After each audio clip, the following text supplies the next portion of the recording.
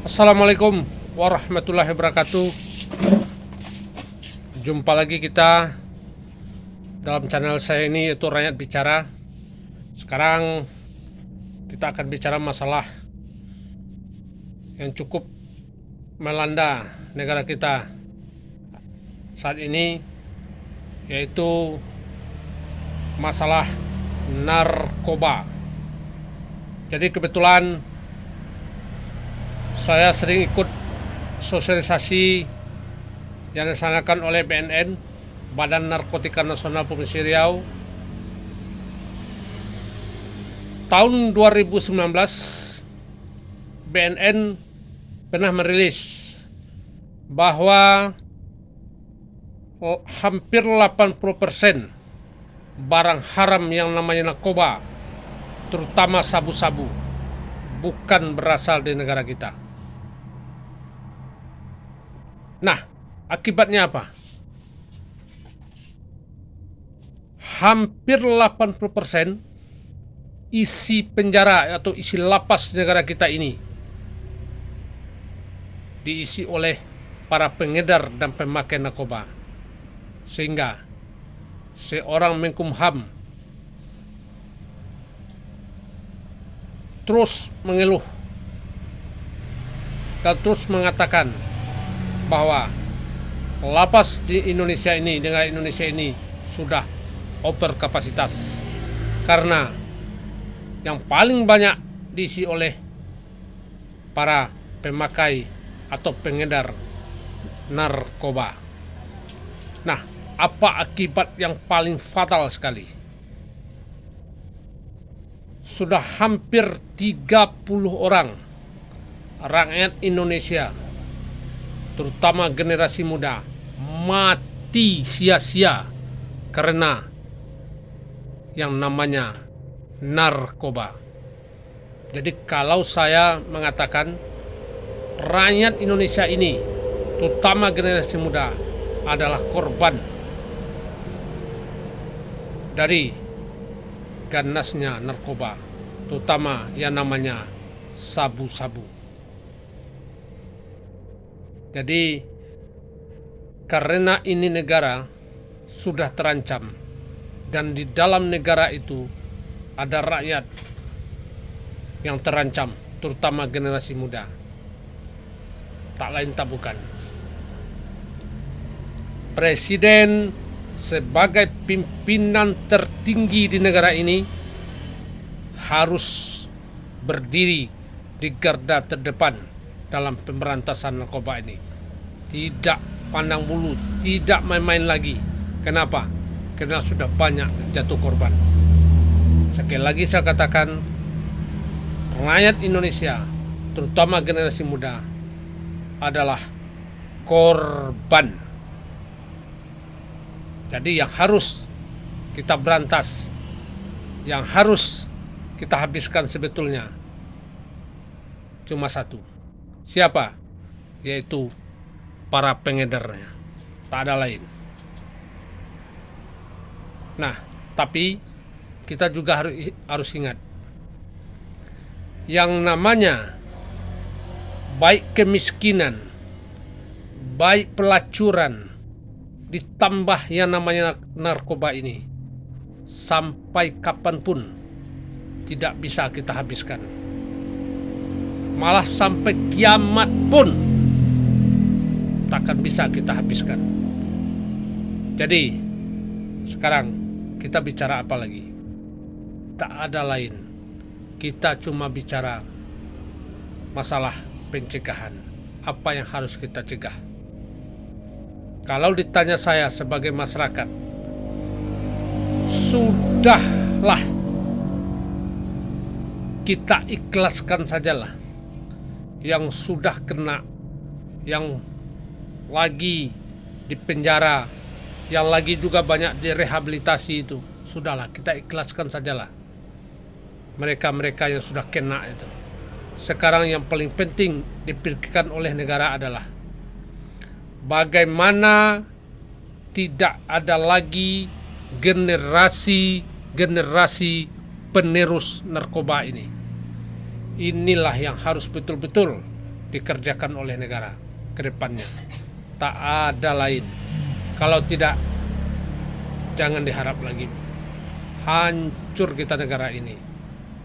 Bagaimana kita bisa melahirkan generasi-generasi muda yang tangguh, pemimpin-pemimpin untuk masa depan negara kita ini, kalau sudah otaknya sudah dimasukin oleh barang haram yang namanya narkoba ini.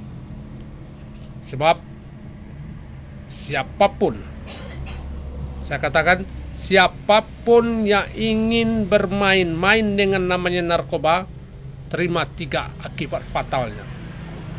Tak ada lain. 1, sudah pasti ditangkap oleh pihak berwajib. 2, gila. 3, mati. Itulah, siapapun yang ingin bermain-main dengan narkoba, jumpa yang 3 tadi. Nah, inilah. Apakah kita terus, negara membiarkan ini terus? Yang sudah saya katakan tadi, sudah hampir 30 orang mati sia-sia karena barang haram narkoba ini. Jadi bagaimana sebetulnya langkah-langkah yang kita tunggu dari negara untuk pencegahan ini, untuk mengurangi, tak ada lain, untuk mengurangi seperti yang saya katakan tadi, supaya kita jangan ada lagi generasi penerus narkoba ini.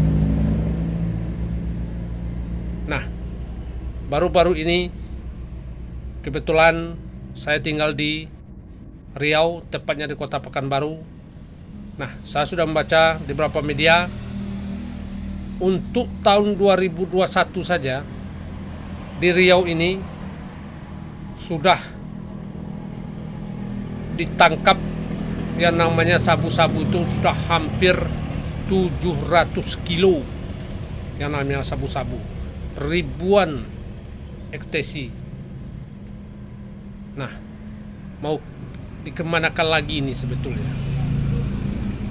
Coba kita lihat. Ditangkap sudah banyak yang ditangkap, tapi barang itu masih juga banyak masuk. Nah, ini yang harus menjadi PR besar, terutama bagi negara, tentu bagi presiden sebagai pimpinan tertinggi negara ini. Harus cari cara yang jitu, harus kita cari cara yang tepat. Supaya apa? Supaya kita bisa mengurangi yang namanya peredaran narkoba ini. Ada satu contoh yang akan coba saya ceritakan di sini. Ini contoh bagaimana seorang pemimpin di dunia memberantas narkoba di negaranya. Nggak jauh-jauh negaranya, jauh negara tetangga kita saja, yaitu negara ASEAN, yaitu Filipina. Presidennya bernama Rodrigo Duterte. Sampai saat ini dia masih diawasi oleh hak asasi manusia dunia. Kenapa? Karena hak asasi manusia dan para pemimpin dunia mengecam betul tindakan yang dilakukan oleh Duterte dalam pemberantasan narkoba di negaranya. Bahwa hak asasi manusia dan pemimpin dunia mengatakan bahwa tindakan yang dilakukan oleh Duterte ini adalah tindakan yang tidak berperi kemanusiaan. Apa yang beliau lakukan? Beliau panggil kepala kepolisian Filipina. Nah, beliau perintahkanlah tembak di tempat dimanapun jumpa, terutama para pengedar narkoba. Itulah perintah beliau kepada kepolisian di negaranya. Akhirnya apa? Dijalankanlah. Banyak mayat. Di mana jumpa, asal sudah target operasi langsung ditembak. Tidak mengenal siapapun. Aparat terlibat, dor, tembak. Siapapun para pengedar yang sudah jadi target operasi, dimanapun jumpa dia, walaupun dia sedang enak-enak ngopi di warung, langsung didor oleh pihak polisian. Begitulah bagaimana dia memberantas narkoba di negaranya. Nah, Setelah itu dia lakukan, datanglah kecaman. Datang kecaman dari dunia internasional, terutama hak asasi manusia, bahwa tindakan Duterte ini adalah tindakan yang tidak berperi kemanusiaan, anggapan mereka. Tapi ini pemimpin betul-betul pegang prinsip. Jadi kalau saya ibaratkan, tidak didengarkan dia, kecaman, semua kecaman tidak dengarkan dia, seolah-olah dia tutup kedua telinganya ini. Dan kalau berkata dia mungkin begini, ini saya ibaratkan saja, untuk menangkis semua serang-serangan yang dilakukan oleh para pemimpin dunia dan hak asasi manusia atau kecam-kecaman dari hak asasi manusia terutamanya. Apa dia? Mungkin dia berkata begini untuk menjawabnya, lu urus negara lu, gua urus negara gua. Urus surang nang negarang, aden urus pulau negara den sorang. Urus negara Anda sendiri, saya urus negara saya sendiri. Nah, beliau memang betul. Itu kata beliau. Kenapa? Siapa orang yang paling bertanggung jawab atas hilangnya nyawa rakyat? Beliau, akibat narkoba ini. Nah, kita kembalikan ke negara kita, ke Indonesia. Siapa orang yang mau bertanggung jawab atas hilangnya lebih kurang 30 orang satu hari rakyat Indonesia, terutama generasi muda, akibat di narkoba ini? Ada tidak yang bertanggung jawab? Itulah Duterte, begitu dia punya prinsip, buat dia. Nah, sampai sekarang pun dia masih diawasi, terutama oleh hak asasi manusia, tentang apa yang dia perbuat untuk memberantas narkoba di negaranya. Nah, sekarang bagaimana kita Indonesia ini? Jadi kalau saya sekarang ini mengibaratkan narkoba ini di Indonesia, peredaran narkoba ini di Indonesia seperti penyakit kanker stadium 4. Tapi sekarang kita serahkanlah kepada negara yang harus menyelesaikan ini. Dan kita tetap juga apresiasi kepada pihak polisian. Pihak polisian sudah melakukan semua. Apa yang tidak mereka melakukan? Mereka tangkap, malah mereka tembak, tapi tak jera-jera juga sampai sekarang. Malah semakin hari semakin masif kegiatan narkoba di negara kita ini. Nah, sekarang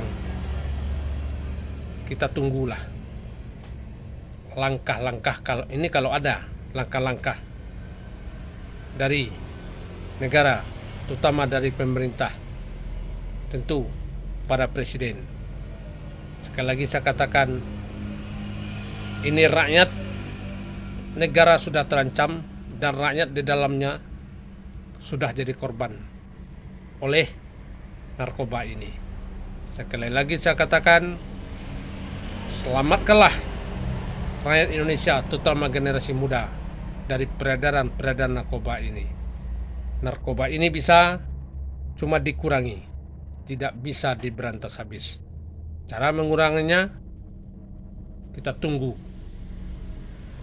dari negara. Kita tunggu langkah-langkah yang diambil oleh negara, terutama oleh pemerintah, tentu oleh presiden bersama pihak kepolisian.